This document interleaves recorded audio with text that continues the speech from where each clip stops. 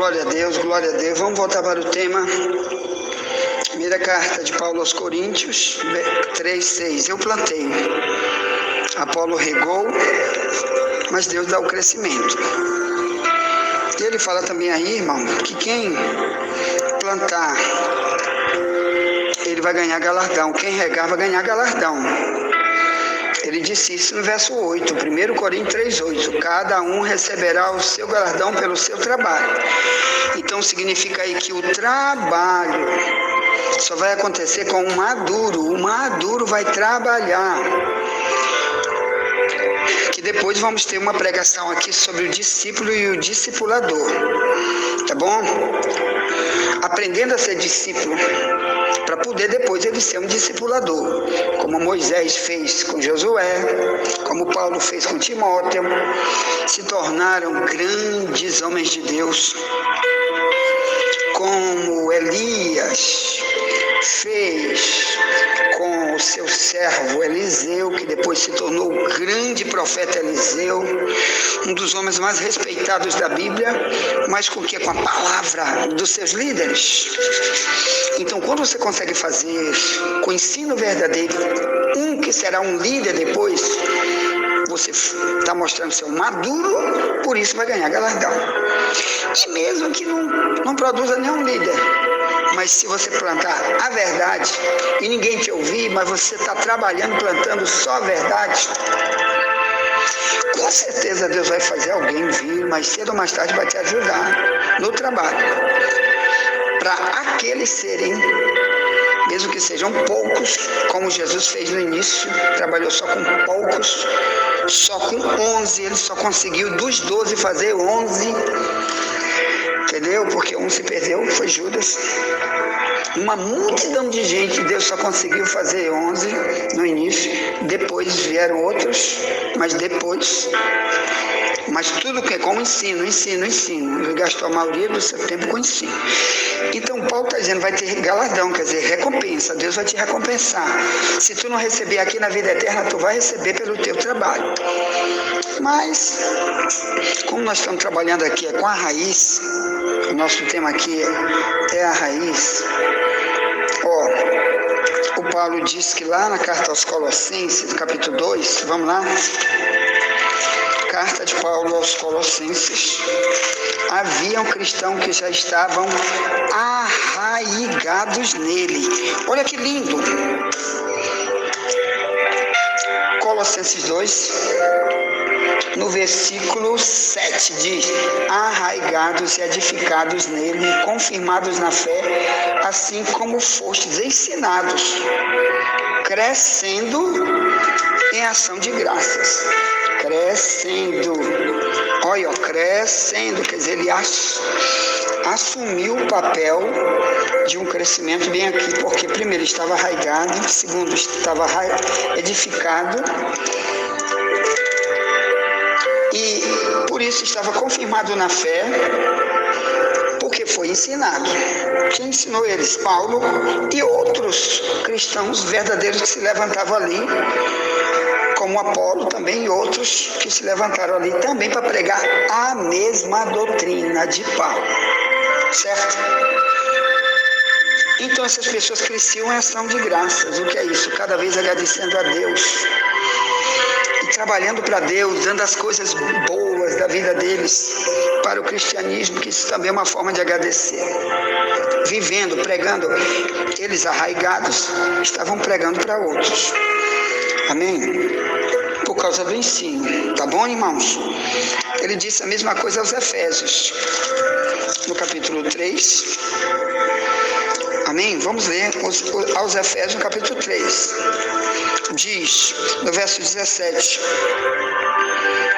para que Cristo habite pela fé no vosso coração, a fim de que, estando arraigados e fundados em amor, poder de perfeitamente compreender com todos os santos qual seja a largura e o comprimento e a altura e a profundidade, e conhecer o amor de Cristo, que excede todo entendimento, para que sejais cheios de toda a plenitude de Deus. Ao crescimento, cheio de toda a plenitude de Deus.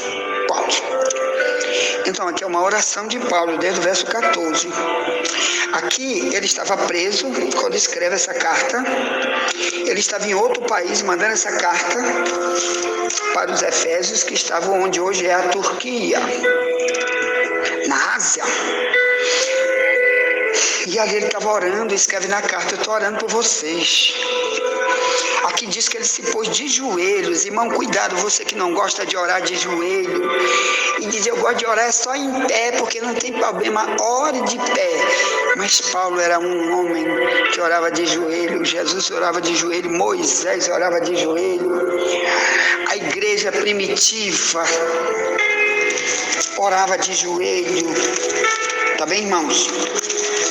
Então, ele orando de joelho, orou aqui pedindo misericórdia, tá bom? Para que Deus desse crescimento para eles.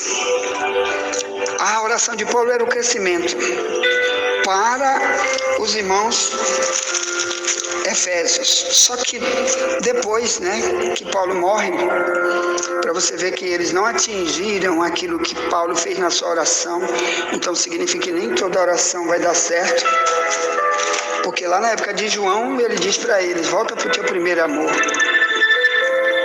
Apocalipse 2, 4 e 5, ali é para a igreja de Éfeso, quer dizer, eles já estavam desviados.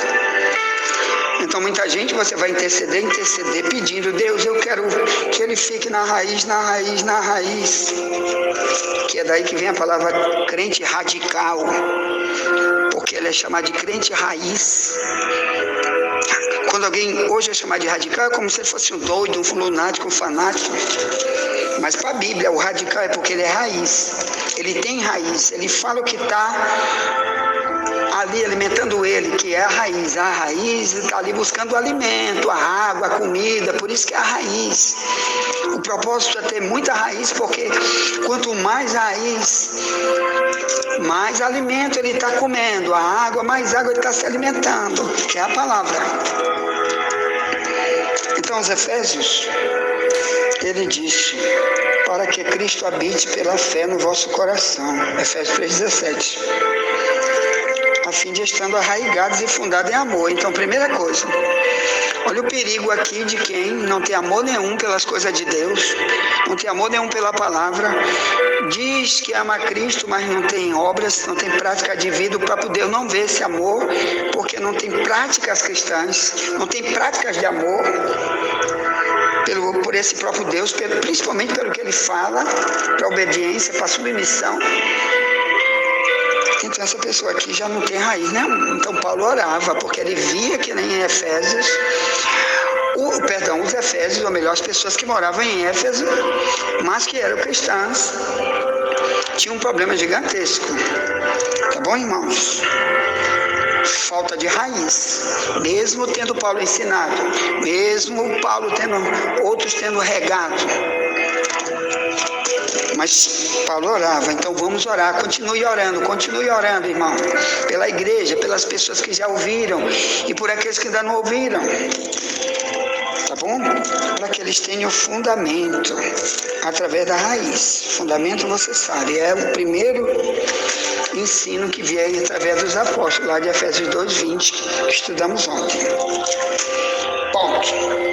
O fundamento é todo o ensino que veio através dos apóstolos. Tá. Então, arraigados, esse é o grande problema. Acontece que, na época de Cristo, haviam pessoas semeando errado, pregadores semeavam errado. E eles eram chamados de lavradores maus. Olha aí, irmãos, o problema de Lucas 20, no verso 16. Lavradores maus. Por quê? Porque Paulo usa essa expressão: vós sois a lavoura de Deus. 1 Coríntios 3:9, na minha tradução mais antiga, de Ferreira de Almeida, revista corrigida, que está mais perto do original. Ele está dizendo: vocês são a lavoura de Deus. 1 Coríntios 3:9. A lavoura, irmão. E os lavradores maus, que vamos ler já já. A lavoura é como se fosse uma grande plantação, onde você coloca, por exemplo, aqui, por exemplo, ou melhor, eu estou em São Luís, mas lá em Alcântara, a lavoura é assim. Eu vou fazer uma grande plantação de batatas, ou fazer uma grande plantação de mandioca para produzir farinha. Eu vou fazer uma grande plantação de milho, o nome disso é lavoura, porque você vai lavrar. O que é lavrar? Você vai tirar o mato primeiro, que está lá, limpar tudo, depois vai mexer com a terra, adubar a terra, você vai plantar a semente, se for lógico, né, em cima do local, perto da chuva, porque a chuva que vai fazer isso, que a chuva simboliza o próprio Deus pregando a palavra para as pessoas, em Deuteronômio 32, 1 em diante. Então, se você plantar numa terra boa, se tiver água, se a semente for boa, vai dar tudo certo, você vai fazer uma colheita ótima. O nome disso é lavoura, quer dizer, tudo aquilo que você plantou para você depois comer ou vender para outros comerem também o fruto dali. Então, o nome disso é lavoura.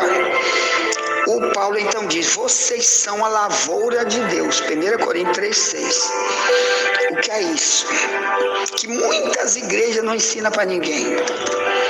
É que você está sendo colocada no campo. No campo. Onde vai ter que ter a palavra de Deus para você. Ou então tu não é lavoura nunca.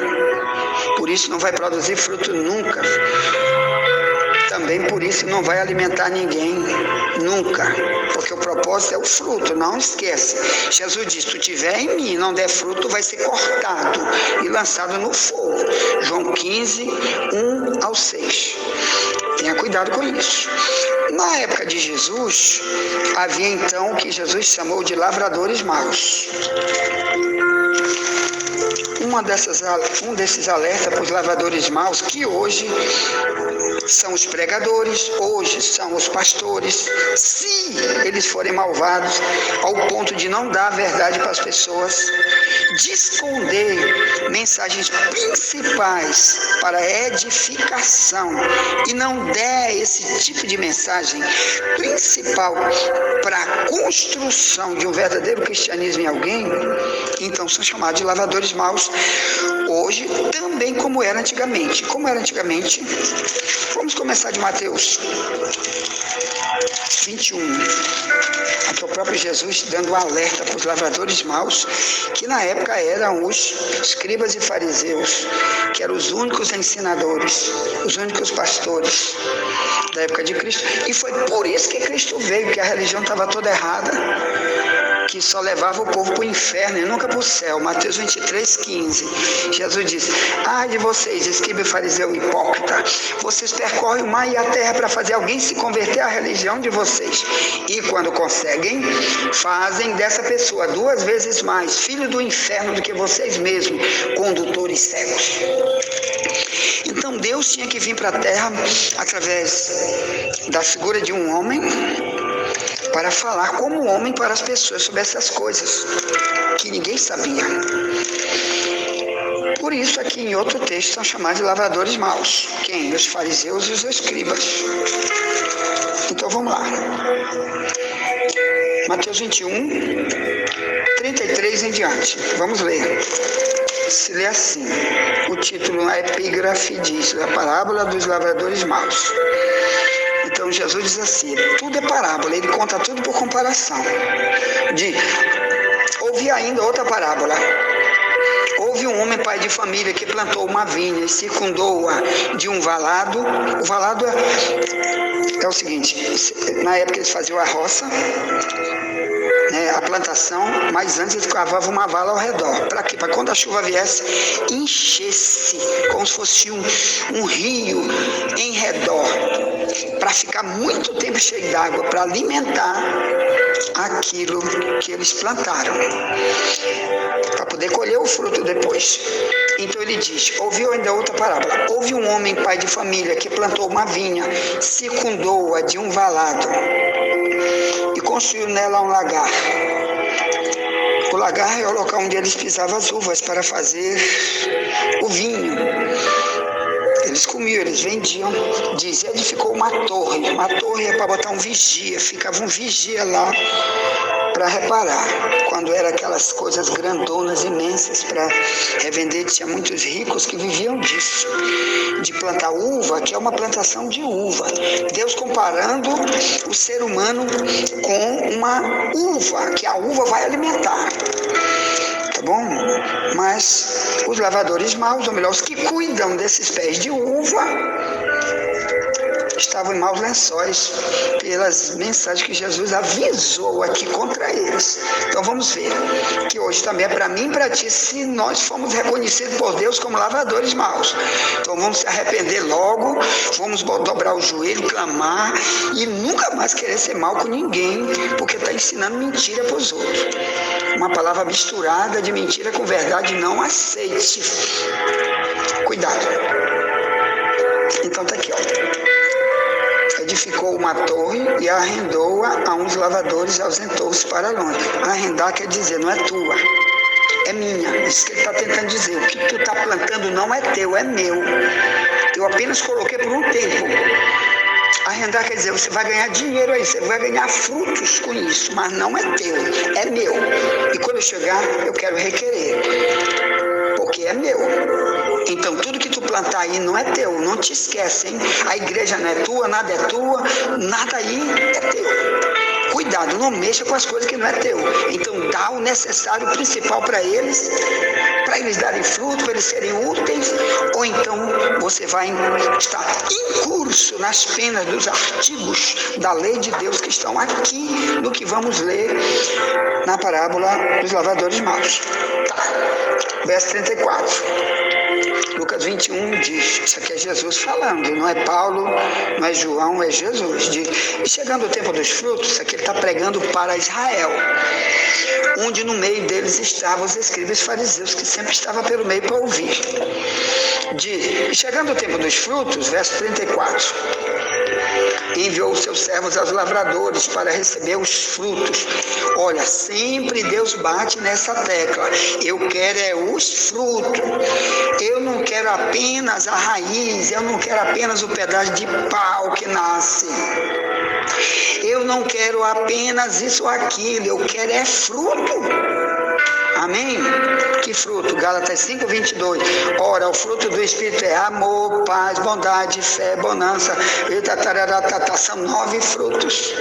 Que isso causa um monte de ações boas na vida de quem tem.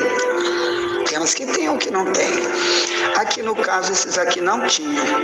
Então vamos lá, Mateus 21, verso 35. Os lavradores, apoderando-se dos servos, feriram um, mataram o outro e apedrejaram o outro.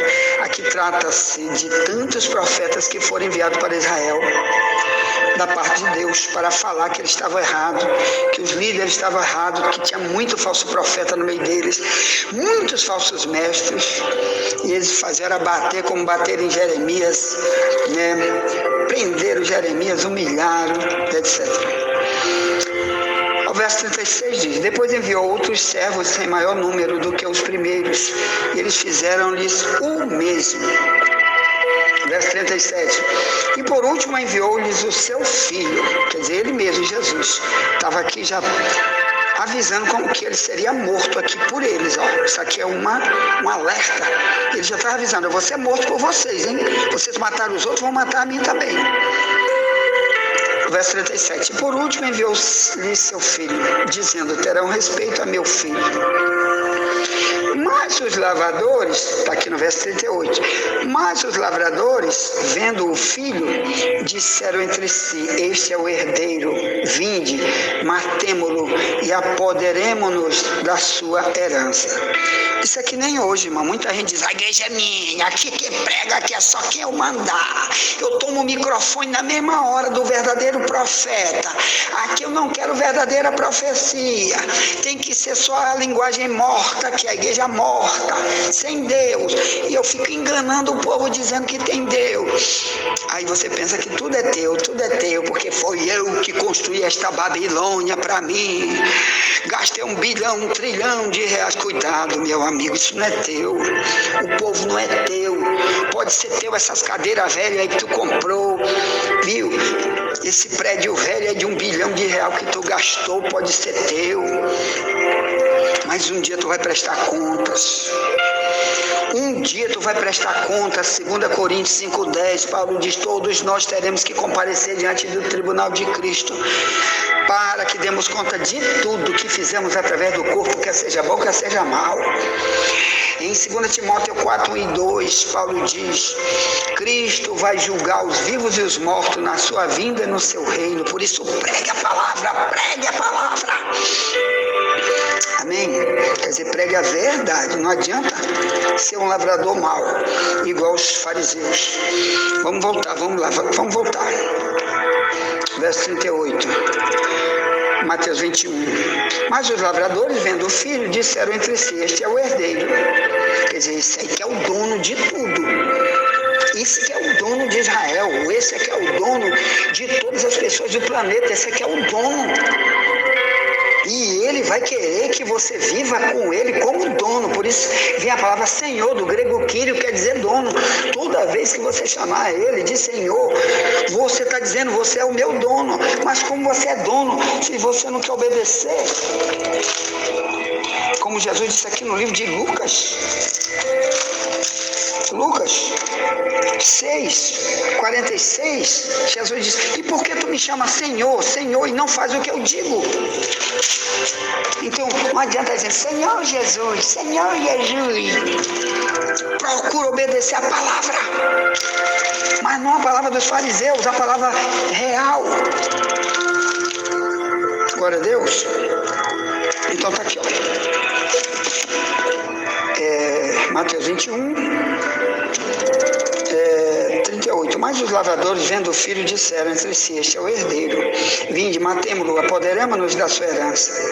Quer dizer, muitos daquela época sabiam que ele era o enviado, que Deus enviou ele, de João 3,16, que diz: Deus enviou o seu filho para que todo aquele que nele crê não pereça, mas tenha vida eterna. Lá em Mateus 26 diz que Caifás diz: tu és o filho de Deus? Jesus disse: eu sou. Mas mesmo assim eles condenaram e mataram. Então eles sabiam. Então aqui diz, verso 39, lançando mão dele, o arrastaram para fora da vinha e o mataram. Quer dizer, ele já sabia como seria, né? Para fora de Israel. Ele foi preso fora dali do lugar, como ele foi morto, num lugar chamado Lugar de Caveira, né? O Monte da Caveira, que ficava fora dali, exatamente onde o povo se reunia em Jerusalém, fora do templo, que o local principal da colheita seria antigamente o templo. Mas ele foi morto fora, e ele foi sepultado fora. Foi morto no Monte da Caveira, chamado Gólgota. Você bota aí no Google, né?